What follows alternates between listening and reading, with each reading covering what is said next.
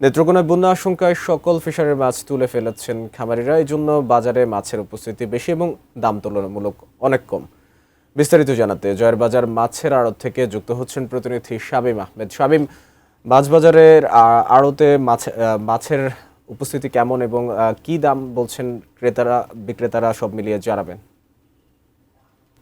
শুভ সকাল মাহমুদ। আপনি যেমনটি বলছিলেন যে নেত্রকোনায় এখন আসলে বন্যা আশঙ্কায় যারা মৎস্য চাষী রয়েছেন, যারা ফিশারি করে থাকেন, ফিশারিতে মাছ চাষ করে থাকেন, মাছ বড় করে থাকেন, সেসব ফিশারি বা মৎস্য চাষীরা তারা কিন্তু বন্যা আশঙ্কায়, আপনি জানেন যে নেত্রকোনায় পাহাড়ির ঢলে পানি নেমে আসে, সেই পানিতে অনেক ফিশারি তলিয়ে যায় এবং মাছ বের হয়ে যায়। সেই আশঙ্কায় আসলে মূলত আমি জানতে পেরেছি যে তারা অনেকেই মাছ তুলে বিক্রি করে ফেলছেন এবং এই সময়ে অর্থাৎ এই সপ্তাহে বলা যায় যে মাছের উপস্থিতি অনেকটাই বেশি এবং দামে অনেকটা কম। যেহেতু একসাথে অনেক মাছ উঠে এসেছে, সেই কারণে মূলত মাছের দামটা কম।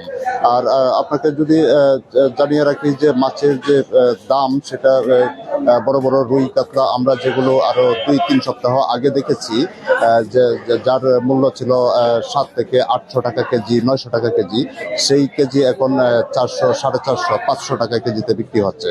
সেই দিক থেকে বলা যায় যে নেত্রকোনা মাছের বাজার এখন মূলত ভালো আছে। এখন পর্যন্ত মৎস্য চাষিরা কোনো রকম ক্ষতির শিকার হয় নাই। তবে নেত্রকোনায় সামনে ঈদকে সামনে রেখে তারা এখন মূলত আরো মাছের মূল্যটা কমে আসছে, আরো কমে যাবে বলে তারা ধারণা করছেন। এই ছিল নেত্রকোনা থেকে আমার কাছে মাছের সর্বশেষ খবরাখবর মাহমুদ।